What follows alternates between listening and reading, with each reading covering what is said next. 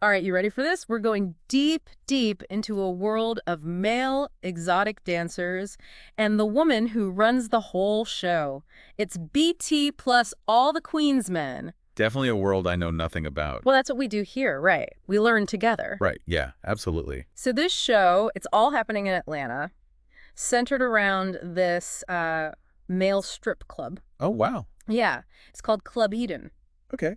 And from what I've been reading, especially in your review, it's a lot more than meets the eye, not just your typical, nighttime soap. No, yeah, that's what really hooked me too. I mean, you go in expecting all the glitz and the glamour, which, it does deliver on that front, don't get me wrong. All right. But it's the layers beneath that really surprised me. Like the characters are so complex and the themes, like, they actually have depth. Now you're making me even more curious. Oh, it's good. You're going to love it. Okay, so we need to talk about Madam DeVille, right? Oh, yeah. She's the queen. The queen of Club Eden, yeah. Everyone is just raving about her. And Eva Marcille, who plays her, she's really commanding the screen from what I hear. Oh, she is. It's like, how sometimes an actor is just so perfectly matched to a role? Yeah, totally. She's got this power, this magnetism, you can't take your eyes off her. Honestly, the reviews are calling her performance straight up magnetic and powerful, and I can totally see why. That's awesome. It's like the role was written for her, honestly. But why? What is it about this character, Madame DeVille, that's connecting so well? I mean, is it just because she's this strong, powerful female lead? Yep. Or is there more to it? I think it's maybe a little deeper than that. Yeah. I think she really embodies this kind of, cultural fascination that we have right now with like strong women who defy expectations and kind of do things their own way. Ooh, interesting. Keep going. And, she's not just successful. She's successful in a world that's, typically dominated by men. And she does it on her own terms, with her own style. So she's kind of breaking the mold. Yeah, And isn't it interesting how this show is actually based on a book called Ladies' Night? right. Even the title, already sets the stage for this sort of like female empowerment theme, right? Absolutely. And I think this show, it really brings that energy from the page to the screen. Yeah. Like, successfully makes that transition. Okay, I'm sold. So we've got this incredible female lead, but the review also mentioned these dancers at Club Eden, right? Yeah. The guys working for Madame DeVille, Doc, Babyface, El Fuego, and Midnight. Oh, yeah. They're all integral to the story. They each seem to have their own thing going on. I think that's one of the things that makes the show work so well. Yeah. Like, it could have just been about Madame and her world, but by giving these guys their own personalities, their own storylines, it adds so much depth. Like, we get to see different sides of this whole, nightlife industry. I see, like a more nuanced take. Yeah, exactly. Okay, so fill me in a little bit. Give me like one detail about each of these guys that makes them stand out. Okay, good question. So Doc, he's kind of like, well, he's a dancer, obviously, but he's also Madame's enforcer. Oh, wow. Make sure everyone stays in line, keeps things running smoothly. Got it. And you have Babyface. And he's actually the one who's kind of struggling with everything. Okay, how so? Like, he's having some real doubts about his career choices, questioning his identity even. Yeah. And then there's El Fuego, who is, well, he's the tech guy. Like, he's really into computers and stuff. Kind of a mysterious character, actually. Yeah, I see. And what about Midnight? Oh, Midnight. He's got this intense connection with Madame. Yeah.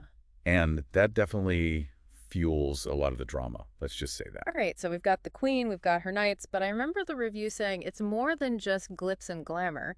So what are the actual challenges that Madame DeVille faces running her empire? It's not all easy, that's for sure. It's a constant battle, Against? Against rivals. There's betrayal, backstabbing, you name it. Oh. And she's always having to make these tough decisions to protect her business and the people she cares about, Right, it's high stakes. Yeah, and there's actually this one scene, it really stuck with me. She's confronting a competitor, someone who's trying to basically undercut her, steal her business. I can only imagine. And for a second, just a flash, you see this vulnerability in her eyes. Like, you get a glimpse of all the pressure she's under. Oh, that's interesting. Yeah, it's like a reminder that she's human, Totally. I was just thinking about that, how she projects this image of being so strong and in control, but then you see those moments, those cracks in the facade where, like you said, she's doubting herself, she's vulnerable. Exactly, and I think that's what makes her, so relatable. She's not some untouchable queen. She's a woman fighting for what she's built. I get it, yeah. And that resonates with people. I mean, think about it. It ties into this whole trend we're seeing now where powerful characters, especially in TV and film, are being shown as more human, Yeah, more flawed. more flawed, more real. Yeah, And I think audiences are drawn to that because, well, it makes their triumphs more meaningful. definitely. Like you root for them even harder because you know they're not perfect. So to recap, we have this mix of power, vulnerability, and high-stakes drama. And that's what's keeping everyone on the edge of their seats. And that's just the beginning. We haven't even touched on what the critics are saying. Oh, good point. Let's hear it. All right, we'll buckle up. Hmm. It's pretty interesting what they had to say. They're definitely not holding back. One review I read, it actually mentioned that they were surprised by how good the show is, especially for Tyler Perry production. Oh, interesting. You think there's maybe some kind of preconceived notion about Tyler Perry's work, that maybe the show is challenging that? Could be. Yeah, maybe. I mean, this critic, they specifically called out Eva Marcille's performance. Said she didn't come to play any games. Oh, wow. That's a pretty strong statement. It is. Like, it suggests a level of an intensity and authenticity that maybe they weren't expecting. Right. Like she's bringing her A game. Exactly. Okay, so critics seem to be impressed, but it's not just them, right? Fans are loving it too. Oh, yeah, for sure. What is it, do you think? What's that special something that all the Queen's Men has that's really hitting that sweet spot with everyone? Well, I think, like we've been talking about, it's a combination of things, right? You've got this really strong, captivating female lead Right. who's both tough and vulnerable, at the same time. Mm-hmm. And then, of course, you have this whole world of male entertainment That's right. with all these storylines that explore ambition and loyalty and what people will do for success, the price they'll pay. I get it. And then, let's be honest, there's also this element of escapism, right? Like, it's a chance to peek behind the curtain of this glamorous world, Oh, yes, this definitely. high-stakes industry. It's alluring. Totally agree. Speaking of alluring, though, we have to address this. The review, it also called out the show for being cheesy but entertaining. Ah, yes, right, right. So what do you think they meant by that? What kind of cheesy are we talking about here? I think they're probably referring to, some of those classic soap opera moments, Okay, I see where you're going with this. the dramatic confrontations, the unexpected twists, maybe a love triangle or two, who knows? So it's like a guilty pleasure kind of thing? Yeah, exactly. Like, it's not high art, but it's still fun to watch. But do you ever think those moments take away from the more serious themes? That's a good question. It depends on how they're done, I think. Hmm. If they're played too straight, without any self-awareness, then yeah, they could take you out of it. Out of the moment. Yeah, and make it hard to take the drama seriously. But if it's done with a wink, like they know it's a trope. Exactly.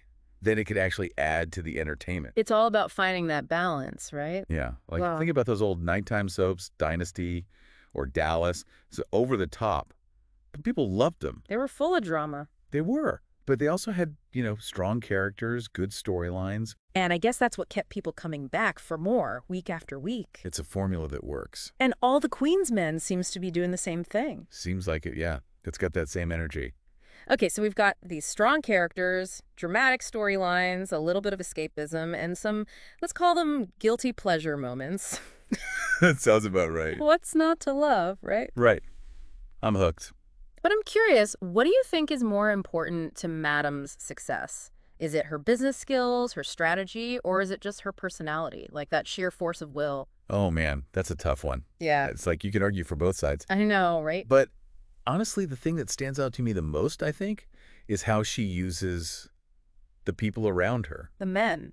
Yeah. Ugh. It's like the show is called All the Queen's Men, not just the Queen. Ooh, good point. It's about the team she builds. you know? Yeah. She sees what they're good at, and she uses that to her advantage. It's a really smart way to approach power, especially in a male-dominated field. I never thought about it like that. It's strategic, yeah, but it's also about understanding people, Mm-hmm. knowing who to trust. Building that loyalty. Exactly. And isn't that a lesson we can all learn from, whether you're running a company or just, dealing with life in general? Totally. It's all about surrounding yourself with the right people. So All the Queen's Men. It's giving us a fun, dramatic look at that whole dynamic. In a way we don't usually see. Okay, so to wrap up what we've learned so far, it's a show that's getting people talking. It's got this strong female lead who's doing things her own way, a cast of interesting characters, and even some of those, cheesy but entertaining moments to keep us hooked. Definitely covers all the bases. But let's talk a little bit more about those cheesy moments. Are they just mindless entertainment, or do they actually serve a bigger purpose? Okay, so we've talked about how All the Queen's Men really embraces those over-the-top moments, the kind of cheesy stuff you see in classic soaps. But are they just there for laughs? Or is there more to it? Well, those moments can be like a release valve for the audience. Oh, interesting. How so?